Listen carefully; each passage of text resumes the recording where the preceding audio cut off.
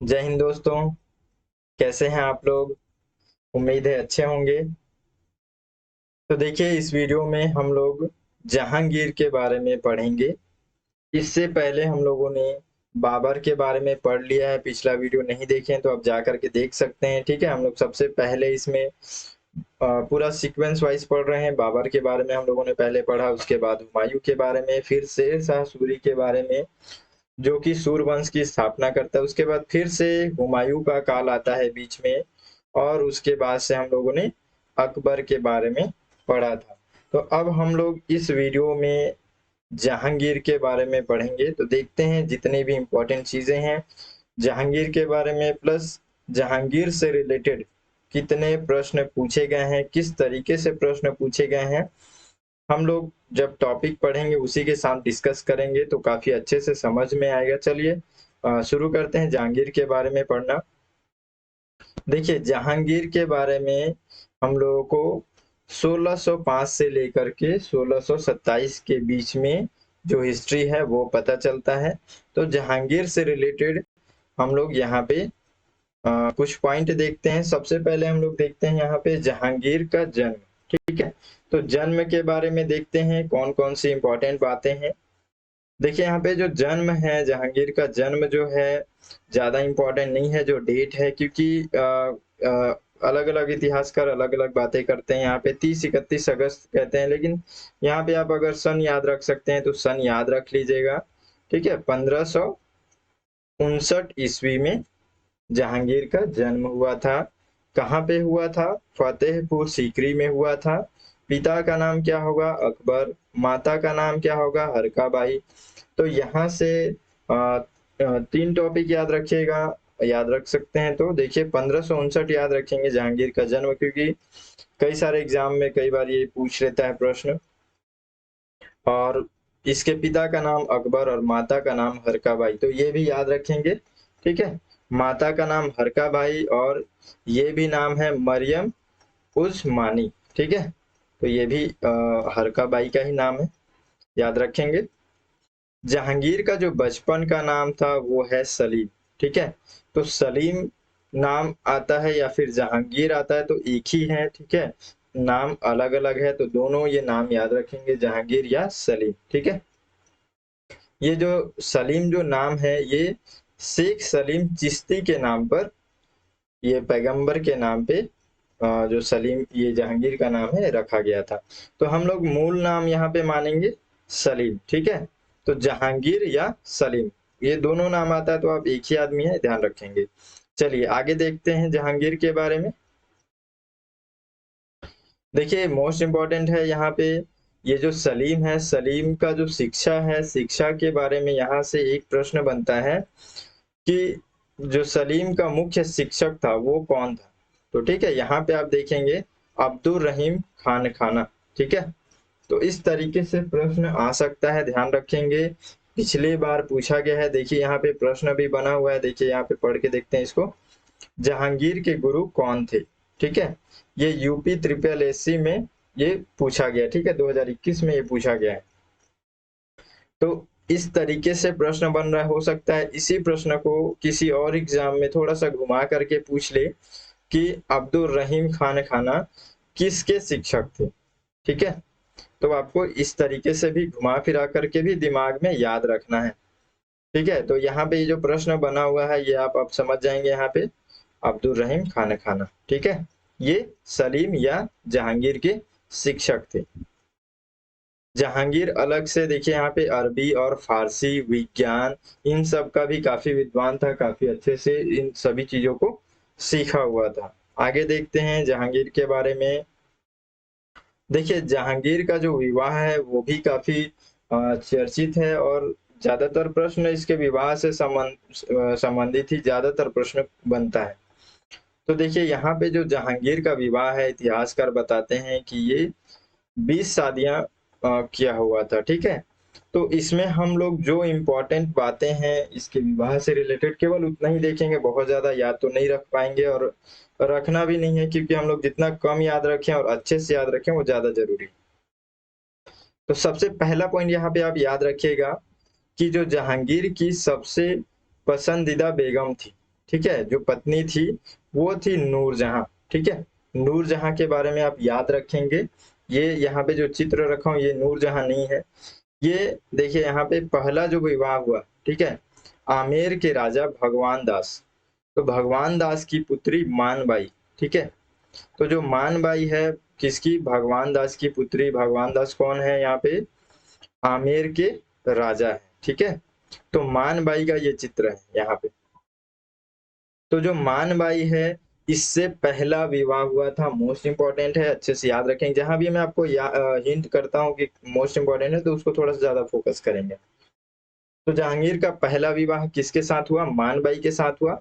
मानबाई और जहांगीर का जो पहला पुत्र हुआ वो हुआ खुसरो। ये सब इंपॉर्टेंट है, मोस्ट इंपॉर्टेंट है, याद रखिएगा। खुसरो जो है वो पहला पुत्र है, सबसे बड़ा पुत्र है जहांगीर का और मानबाई का। ठीक है, खुसरो का जब जन्म होता है तो उसके बाद से मानबाई का एक अलग से उपाधि यहाँ पे मिलता है, शाह बेगम। ठीक है, तो अगर प्रश्न यहाँ पे मानबाई की जगह शाह बेगम आता है तो भी आपको याद रखना है कि ये मानबाई का ही नाम है। देखिए यहाँ पे एक यहाँ प्रश्न भी बना हुआ है, प्रश्न को देखते हैं। जहांगीर का प्रथम विवाह कब और किसके साथ हुआ था, सीडीएस 2019 में ये प्रश्न पूछा गया है। तो इस तरीके से प्रश्न बन रहा है। ठीक है, नूरजहां का किसके साथ विवाह हुआ था, इस तरीके से भी प्रश्न बन सकता है। जहांगीर का प्रथम पुत्र या प्रथम विवाह से उत्पन्न पुत्र का नाम क्या था, इस तरीके से भी बन सकता है। तो प्रश्न किसी भी तरीके से बन सकता है, बस आपको जितना आप याद कर रहे हैं, जो भी आपका फोकस पॉइंट है उसको आप ध्यान रखें, हमेशा याद रखें, भूले नहीं, रिवाइज करते रहें, बस उतने में आप उसका आंसर दे सकते हैं। ठीक है, तो यहाँ पे जहांगीर का प्रथम जो विवाह से संबंधित प्रश्न सीडीएस 2019 में प्रश्न पूछा गया है, ये आपको समझ में आ गया। ठीक है, देखिए ऑप्शन कैसा बना हुआ है, इसमें सन भी दिया है और मानबाई के साथ। ठीक है, तो ये अपना सही हो जाएगा, 1585 ईस्वी में मानबाई के साथ। आगे देखते हैं। देखिए अब जहांगीर का दूसरा विवाह भी इम्पोर्टेंट है, यहाँ पे मोस्ट इम्पोर्टेंट है बल्कि, इसलिए हम लोग दूसरा विवाह के बारे में भी देख लेते हैं।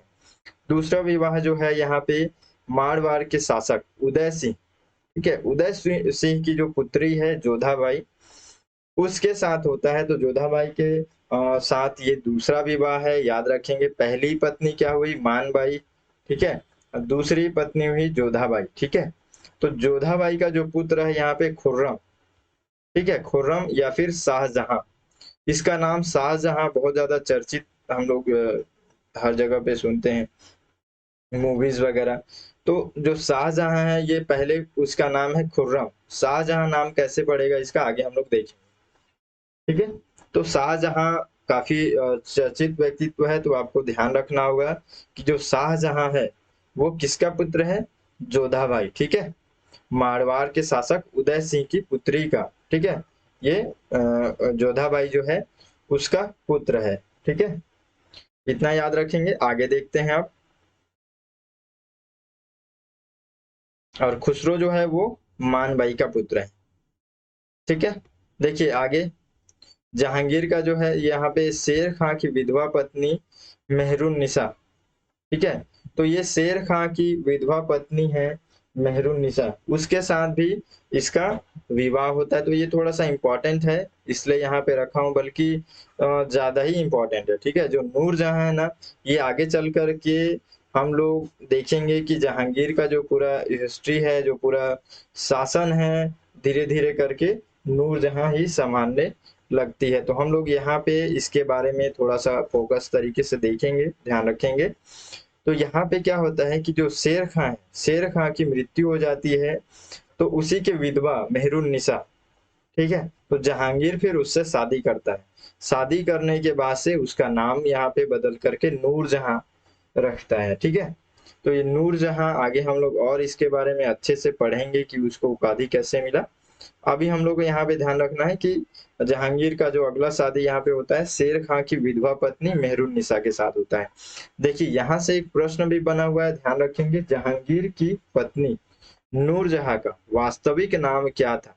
देखिए एसएससी का फेवरेट प्रश्न लगता है ये, 2013 में, 2015 में, 2018 में ये प्रश्न पूछ लिया गया है। तो इसलिए इस प्रश्न को, इस टॉपिक को थोड़ा सा ज्यादा ध्यान रखेंगे, ठीक है। आप देखिए यहाँ पे जो नूरजहां है, नूरजहां की पहले से ही एक पुत्री होती है, किसकी, शेर खां। शेर खां के साथ ये जो जब उस समय विवाह हुआ था, तब यहाँ पे उसकी एक पुत्री होती है, ये लाडली बेगम के नाम से, ठीक है। तो हो सकता है यहाँ से भी प्रश्न बने, इसलिए थोड़ा सा ध्यान रखेंगे। और आगे देखते हैं हम लोग जहांगीर के बारे में। देखिए जहांगीर का अब हम लोग राज्यरोहन देखेंगे, यानी शासन अब हम लोग उसका देखते हैं यहाँ पे। जहांगीर का जो राज्याभिषेक है 3 नवंबर 1605 ईस्वी से शुरू होता है यहाँ पे, और आगरा के किले में अपना शासन ग्रहण करता है, ठीक है। ये थोड़ा सा याद रख लेंगे आप, हो सकता है कि आगे आने वाले प्रश्न में थोड़ा सा बदलाव करके अगर प्रश्न पूछता है तो यहाँ से पूछ लेगा। राज्याभिषेक के बाद जो है यहाँ पे जहांगीर जो है वो फिर से अपना एक उपाधि धारण करता है, नूरुद्दीन मोहम्मद जहांगीर बादशाह गाजी, ठीक है। तो ये उपाधि किसकी है, यहाँ से इस तरीके से प्रश्न बन सकता है, तो आप इसको थोड़ा सा ध्यान रखेंगे। चलिए आगे देखते हैं। काफी ये भी एक इम्पोर्टेंट टॉपिक है यहाँ पे जहांगीर से रिलेटेड, न्याय की जंजीर। तो यहाँ से प्रश्न भी बनता है और आगे चल करके बन सकता है, अभी तो मैं यहाँ पे प्रश्न नहीं रखा हूँ। काफी इम्पोर्टेंट है, देखिए यहाँ पे आगरा का किला, ठीक है, और यमुना नदी के तट पर, ठीक है, खड़े एक पत्थर के एक खंभे के बीच में सोने का मतलब न्याय की जंजीर यहाँ पे ये बनवाता है। ये न्याय का जंजीर क्या है देखते हैं आगे। ये जंजीर में 60 घंटियां रहती हैं, ठीक है। मतलब एक तरीके से न्याय का जंजीर का मतलब यहाँ पे ये है कि जो घंटी 60 घंटियां लगी हुई है, ठीक है। यदि कोई भी ऐसा व्यक्ति है, कोई भी ऐसा फरियादी है, या कोई भी ऐसा पीड़ित व्यक्ति है जो कि शासक तक नहीं पहुंच पा रहा, बादशाह तक नहीं पहुंच पा रहा है, ठीक है, या फिर हम लोग कहें कि राजा तक नहीं पहुंच पा रहा है, तो वो क्या करता है कि ये जो न्याय की जंजीर है, जो 60 घंटियां लगी हैं, उसको जाकर के बजा देता है, तो वो जो है राजा से उसको सीधा संपर्क हो जाता है, और वो अपने जिस भी चीज से पीड़ित है उसको उस चीज से यहाँ पे निजात मिल जाता है, यानी कि राजा स्वयं उससे जुड़ करके उसकी समस्याओं को एक समाधान करता है। तो ये अच्छा एक यहाँ पे न्याय करने का तरीका है। ये ध्यान रखेंगे कि अगर पूछा जाता है कि न्याय की जंजीर किससे संबंधित है, तो जहांगीर से संबंधित है, ठीक है। आगे चलिए, आगे देखते हैं इसी में। अब हम लोग यहाँ पे देखते हैं कि जहांगीर जब शासन में आता है, तब उसके साथ अब किस तरीके से विद्रोह वगैरह ये सब चीजें होती हैं। तो देखिए यहाँ पे सबसे पहले जहांगीर के शासन में आते ही 1606 ईस्वी में उससे सबसे बड़ा पुत्र खुसरो, ठीक है, हम लोग देखे थे, पढ़े थे इससे पहले। तो जो खुसरो है, ये खुसरो सबसे बड़ा पुत्र है इसका, ठीक है, मानबाई का।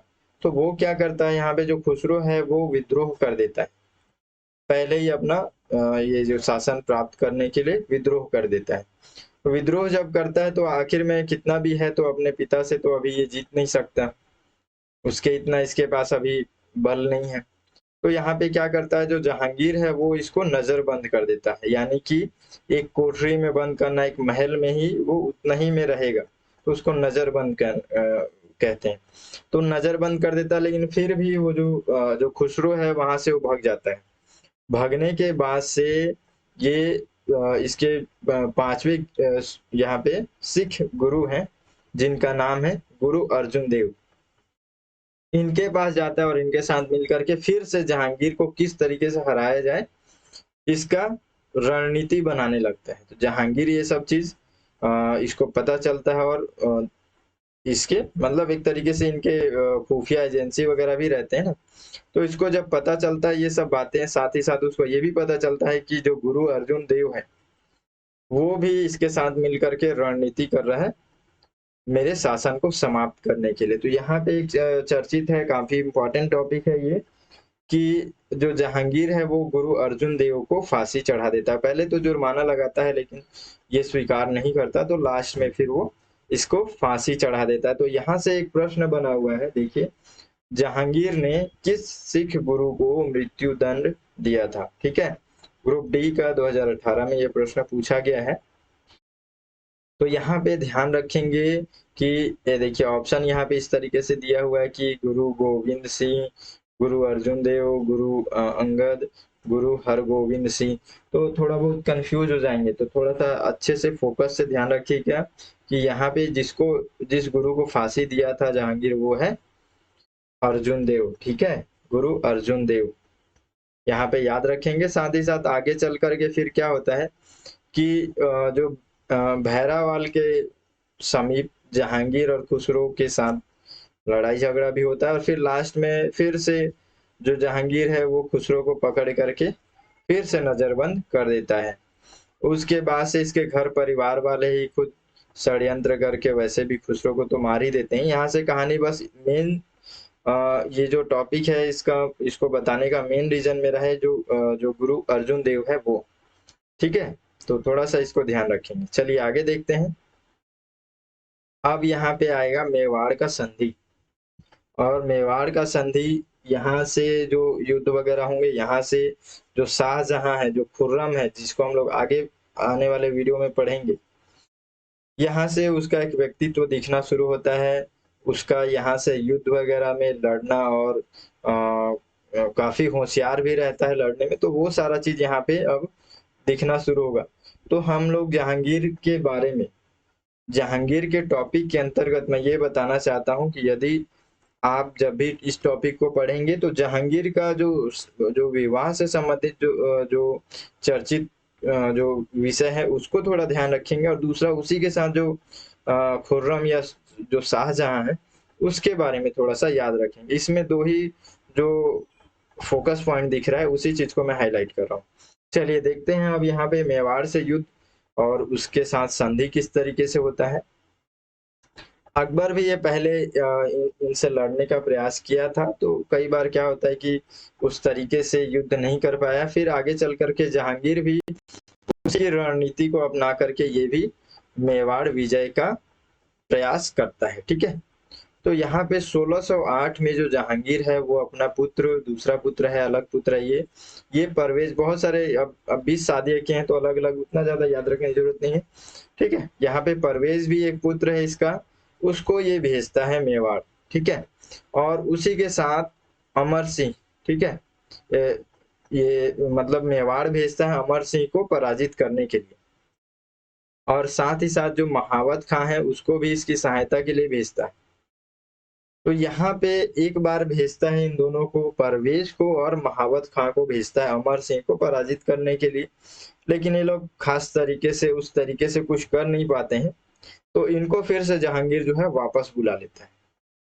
फिर आगे चल करके 1614 ईस्वी में यहाँ पे जो जहांगीर है वो फिर से खुर्रम यानी कि शाहजहां इसको भेजता है मेवाड़ विजय के लिए।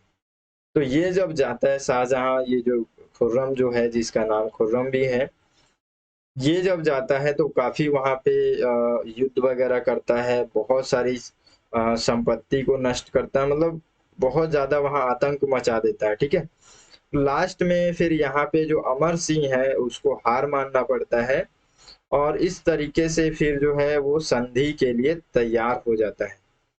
खुर्रम जो कि शाहजहां है वो भी इस संधि के प्रस्ताव के लिए तैयार हो जाता है, प्लस एक साथ ही साथ इसमें एक प्रस्ताव भी लाने के लिए कहता है।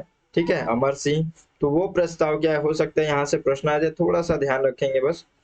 ये 1615 ईस्वी में ये जो प्रस्ताव था ये लाया गया था। देखिए इसमें क्या क्या था।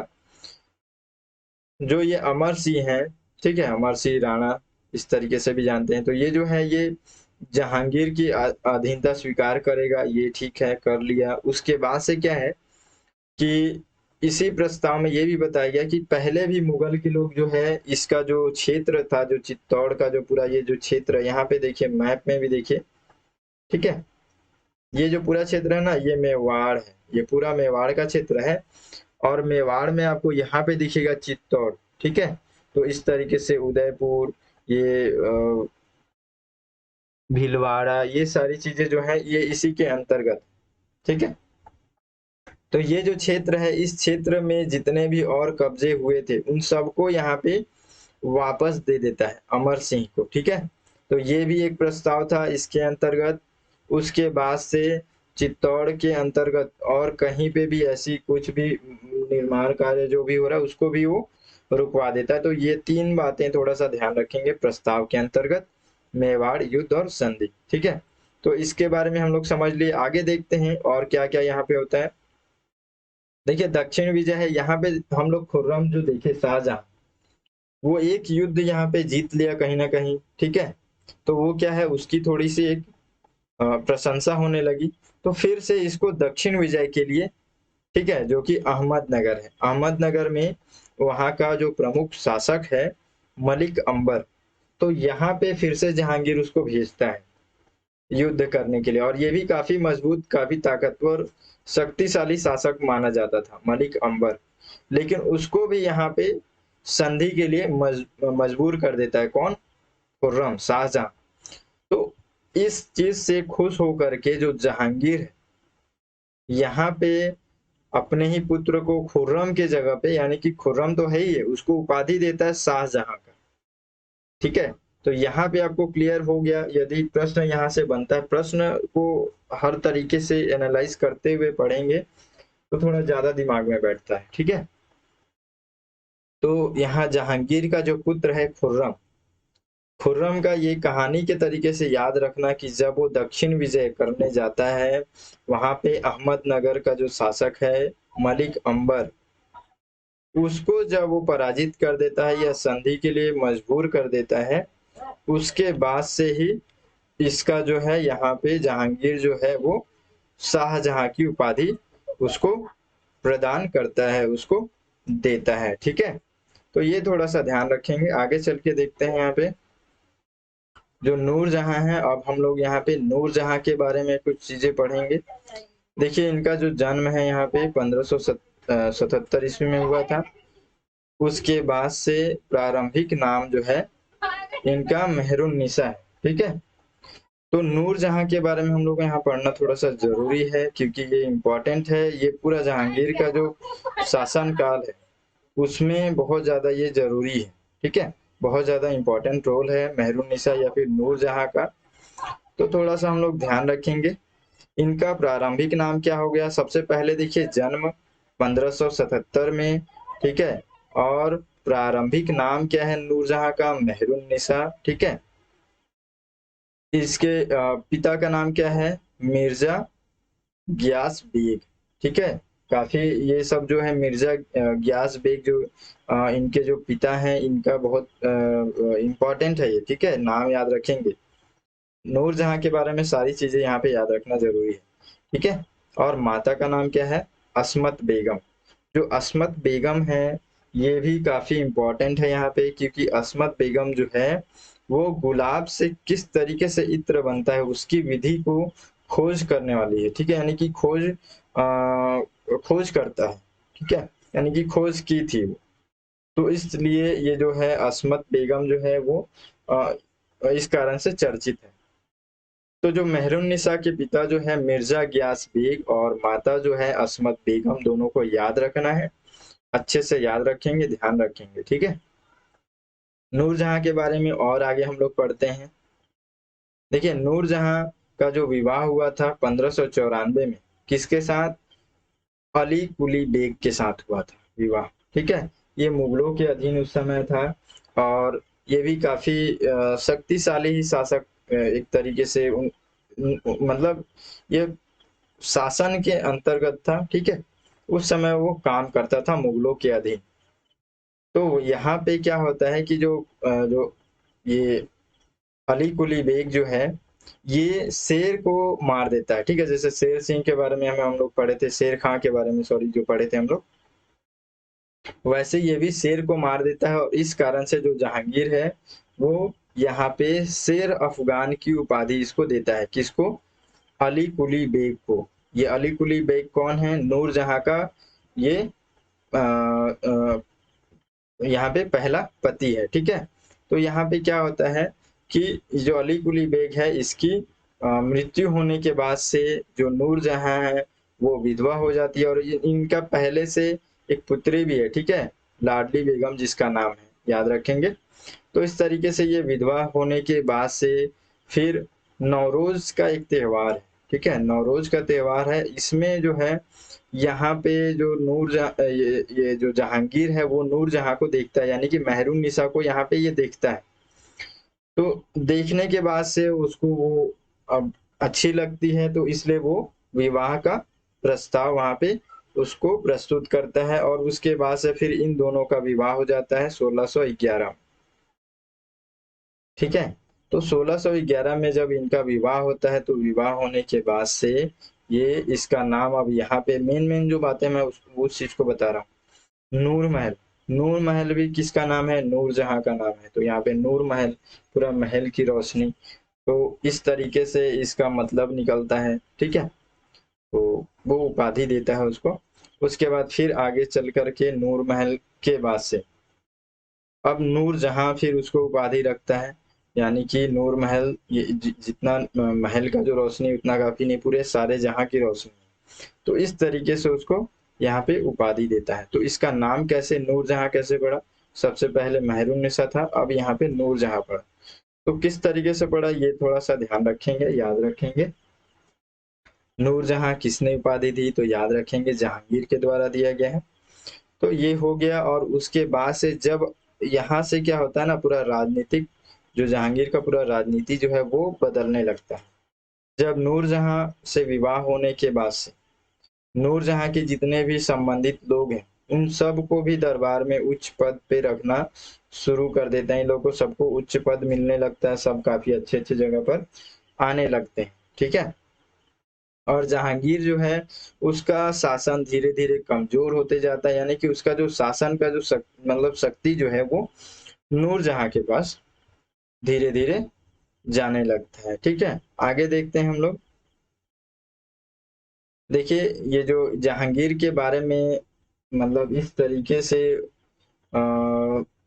कहें कि यहाँ पे जो नूरजहां के ऊपर विश्वास, उसका प्रेम जो है यहाँ पे दिखता है कि जहांगीर जो है वो, देखिए यहाँ पे जहांगीर इसके प्रभाव में इस हद तक आ गया था कि अंत में वो खुद कहता भी, ये लोग भी अपना अपना पुस्तक वगैरह जो लिखवाते हैं ना, हम लोग देखेंगे आगे, तो ये खुद कहता भी है कि मुझे एक सेर शराब और आधा सेर मांस के अतिरिक्त कुछ नहीं चाहिए, मैंने बादशाहत नूरजहां को सौंप दी है, ठीक है। तो अपना जितना बादशाही वाला जो शक्ति है वो सारा चीज नूरजहां को दे दिया है। अब इसको क्या चाहिए? शराब और थोड़ा सा मांस चाहिए, बस इतने में ये खुश रहेगा। तो इस तरीके से ये बात कहता है, तो इससे पता चलता है, ठीक है।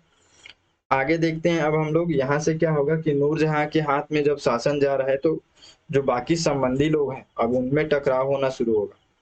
तो यहाँ पे क्या होता है कि जो नूरजहां का भाई है आसफ खां, आसफ खां की बेटी जो है उसका विवाह खुर्रम यानी कि शाहजहां के साथ कर देता है। ये क्यों करता है? क्योंकि अब जान रहा है कि जहांगीर के बाद से अगला जो शासक बनने के लायक है वो है खुर्रम यानी कि शाहजहां, ठीक है। तो उसके साथ विवाह कर देता है। अब जो नूरजहां जो आसफ खां की बहन है वो उससे एक तरीके से उन दोनों में विवाद हो जाता है। आगे देखते हैं हम लोग। नूरजहां का जो भाई है आसफ खां ये चाहता है कि वो दामाद बना ले, क्योंकि वास्तव में वो बनने के लायक भी था, ठीक है, शाहजहां। इसके कारण से आसफ खां और नूरजहां दोनों के बीच में विवाद होने लगता है। अब आगे हम लोग देखते हैं, इसके साथ लगभग ये भी लास्ट आ गया है। मेन मेन बातें जो है हम लोग उसको देख लिए हैं। देखिए यहाँ पे अब क्या होता है, जहांगीर की मृत्यु हो जाती है। मृत्यु कब होती है? 1627 ईस्वी में, ठीक है। इस समय जब ये मृत्यु होती है उसके बाद से खुर्रम यानी कि शाहजहां जो है वही शासक बनता है। बीच में बहुत सारे ऐसे विवाद हुए हैं, संघर्ष हुए हैं घर परिवार में, आपस में होता ही है शासन के लिए, ठीक है, कौन बादशाह बनेगा इस तरीके से। तो वो सब बीच में हुआ, इम्पोर्टेंट नहीं है इसलिए मैं आपको नहीं बता रहा हूँ। बहुत सारा इसमें कहानी रहता है जिससे हम लोग कंफ्यूज होते हैं, तो उतना ज्यादा जरूरी नहीं है। यहाँ पे देखते हैं हम लोग कि जो जहांगीर है उसके बाद अगला जो शासक बना वो है खुर्रम शाहजहां, ठीक है। अब जो है जो जहांगीर की मृत्यु होने के बाद से 28 अक्टूबर 1627 को भीमवार नामक स्थान पे जो है ये जहांगीर की वहां पे मृत्यु होती है। और शहादरा लाहौर में है ये अभी, वहां रावी नदी के किनारे उसको दफनाया जाता है। ठीक है, तो ये थोड़ा सा ध्यान रखेंगे। देखिए जहांगीर के बारे में एक और मेन बात है, थोड़ा सा इसको मैं अलग से साइड में इसको रखा हूँ, क्योंकि ये जो अनारकली का जो प्रसंग है, प्रेम प्रसंग जो है जहांगीर का, तो ये भी काफी इम्पोर्टेंट है। तो इसको थोड़ा सा ध्यान रखेंगे। कभी भी जहांगीर से यदि कोई भी एग्जामिनर प्रश्न बनाता है तो ज्यादातर इधर से ही प्रश्न बनाएगा, जिस तरीके से इसका स्टोरी है। तो यहाँ पे देखते हैं कि जो अनारकली है, अनारकली और जहांगीर का मूवी भी है, देखे हम लोग। ठीक है, तो यहाँ पे क्या होता है कि जो अनारकली है, अनारकली अकबर के दरबार में वो यहाँ पे डांसर रहती है। ठीक है, नृत्यांगना रहती है। तो जो सलीम है उसके प्रति उसका झुकाव बहुत ज्यादा बढ़ता है। ये चीज जो है अकबर को पसंद नहीं आता है, इसलिए जो क्या करता है जो अकबर जो है वो उसी समय अनारकली को अफगानिस्तान के क्षेत्र में भेज देता है। ठीक है, यानी कि अपना जो क्षेत्र है उस सीमा से ही पूरा बाहर उसको भेज देता है। तो यहाँ पे क्या है कि जहांगीर का प्रेम यहाँ पे दिखता है, दोनों का एक दूसरे का प्रेम दिखता है। आगे देखते हैं यहाँ पे इस तरीके से फिर सलीम जो है या सलीम जहांगीर, ठीक है, ये जो है ये अनारकली और ये दोनों अलग हो जाते हैं। अलग होने के बाद से प्रेम प्रसंग क्यों है यहाँ पे, क्योंकि देखिए जब यहाँ पे अनारकली की जब मृत्यु होती है ना, तब यहाँ पे जो जहांगीर है, ठीक है, जहांगीर जो है यहाँ पे इसका मकबरा बनवाता है। ठीक है, 1615 में लाहौर में मकबरा बनाता है, अनारकली टॉम्ब या अनारकली मकबरा। तो ये याद रखेंगे कि अनारकली मकबरा कौन बनवाया था, तो ये जहांगीर बनवाया था। तो यहाँ पे इतना बड़ा इस चीज के लिए मतलब एक इसका मकबरा बना रहा है, इसका मतलब हम लोग यहाँ देख सकते हैं कि एक दूसरे में किस तरीके से इनका प्रेम था। साथ ही साथ मकबरे के ऊपर ये लिखवाता भी है, देखिए, अगर मुझे एक दिन की मोहलत मिल जाती अनारकली को देखने की, तो मैं कयामत के दिन तक अल्लाह का शुक्रगुजार होता। ठीक है, तो इस तरीके से इनका प्रेम प्रसंग था, इसलिए काफी ये भी चर्चित विषय है। इतना बस इसमें याद रखना है कि जो अनारकली जहांगीर इन दोनों का संबंध है। ठीक है, इनको ध्यान रखेंगे, प्लस अनारकली मकबरे के बारे में ध्यान रखेंगे। ठीक है, चलिए और आगे देखते हैं। अब कुछ कुछ इम्पोर्टेंट बातें हैं, बस लास्ट हो गया है। जहांगीर के बारे में कुछ खास खास बातें हैं, उसी को थोड़ा देख लेते हैं। महत्वपूर्ण तथ्य है, थोड़ा अच्छे से ध्यान रखेंगे। जो जहांगीर है, जहांगीर चित्रकला का बहुत शौकीन था। ठीक है, बहुत ज्यादा उसको प्रिय था। इतना ही नहीं, बहुत मोस्ट इम्पोर्टेंट है कि जो जहांगीर का जो शासन काल था उसको चित्रकला का स्वर्ण काल कहा जाता है। ठीक है, याद रखेंगे। और जहांगीर का मकबरा जो है वो नूरजहां के द्वारा बनवाया गया था। सबसे मोस्ट इम्पोर्टेंट क्या रखेंगे, चित्रकला का जो स्वर्ण काल कहा जाता है वो कौन से काल को, यानी कौन से शासन, किसके शासन को कहा जाता है, तो जहांगीर के शासन को कहा जाता है। आगे देखते हैं और सॉरी देखिए जहांगीर ने अपनी आत्मकथा तुजुके जहांगीरी, ठीक है, तो आत्मकथा इसकी क्या है, पहला पॉइंट, तुजुके जहांगीरी। ठीक है, यहाँ से प्रश्न इसलिए नहीं बनता क्योंकि ये अपना नाम उसमें जोड़ जोड़ देते हैं। अब यहाँ पे अगर प्रश्न बनता है कि ये तुजुके जहांगीरी किसके बारे में लिखा गया है, तो जहांगीर के बारे में लिखा गया, इसमें तो नाम जुड़ा हुआ है, इसलिए यहाँ से प्रश्न नहीं बनता है। देखिए चित्रकला से संबंधित प्रश्न यहाँ पे बनता है। देखिए एक प्रश्न बना हुआ है, देखिए, निम्नलिखित में से कौन एक जहांगीरी चित्रकार था। एसएससी 2020 में पूछा गया प्रश्न है। ठीक है, तो ये मोस्ट इम्पोर्टेंट है, चित्रकला के बारे में थोड़ा सा ध्यान रखेंगे, यहाँ से प्रश्न बन सकता है आगे भी आने वाले कभी भी समय में कि चित्रकला का स्वर्ण काल किसके शासन को कहा जाता है, किसके शासनकाल को कहा जाता है। ठीक है, देखिए यहाँ पे जहांगीर अपनी आत्मकथा में यहाँ पे लिखता है कि कोई भी चित्र, चाहे वो किसी भी मृतक व्यक्ति या फिर जीवित व्यक्ति के द्वारा बनाया गया हो, मैं तुरंत बता सकता हूं कि यह किस चित्रकार की कृति है। ठीक है। तो ये इतना ज्यादा शौकीन था चित्रकला का। देखिए जो जहांगीर के समय में उसके दरबार में जो चित्रकार थे मोस्ट इम्पोर्टेंट, मंसूर और अबुल हसन, ठीक है, ये दो चित्रकार थे। तो यहाँ पे वही प्रश्न पूछा जा रहा है कि जहांगीरी चित्रकार था तो इनमें से कौन सा था। तो अबुल हसन के बारे में अगर लिखा हुआ है तो ये हो जाएगा, ठीक है। अगर ये नहीं रहेगा तो मंसूर लिखा रहेगा। तो इन दोनों को याद रखेंगे। चलिए और देख लेते हैं कुछ खास बातें, बस लास्ट है अब। देखिए यहाँ पे नूरजहां जो है वो अपने पिता, ये मिर्जा गियास बेग, मैं बताया था उस समय, इनके बारे में थोड़ा याद रखना है। क्यों याद रखना है? क्योंकि जो नूरजहां है वो अपने पिता मिर्जा गियास बेग, ठीक है, इनका इनके समय में, ठीक है, ये इत्मादुल दौला, ये उपाधि इनको दिया गया था सबसे पहला। दूसरा, जो मिर्जा गियास बेग जो है इसकी मृत्यु के बाद से जो नूरजहां है वो आगरा में एक मकबरे का निर्माण करवाती है। उस मकबरे का नाम है इत्मादुद दौला का मकबरा।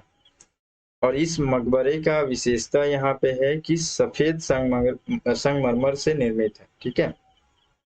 उससे बनने वाला ये एक तरीके से पहला सफेद संगमरमर का ये बना हुआ मकबरा है। और उसी को फिर आगे चल करके, उसी के कॉन्सेप्ट में आगे चल करके फिर शाहजहां भी सफेद मरमर, ये संगमरमर का मकबरा बनवाता है जिसको हम लोग ताजमहल के नाम से जानते हैं। तो उससे पहले जो है ये यहाँ पे नूरजहां के द्वारा मिर्जा गियास बेग यानी कि अपने पिता के लिए, पिता का मकबरा पहले भी वो सफेद संगमरमर से बना चुकी है। तो ये काफी यहाँ पे इम्पोर्टेंट हो जाता है ये मकबरा। थोड़ा सा इस पे फोकस रखेंगे, ध्यान रखेंगे।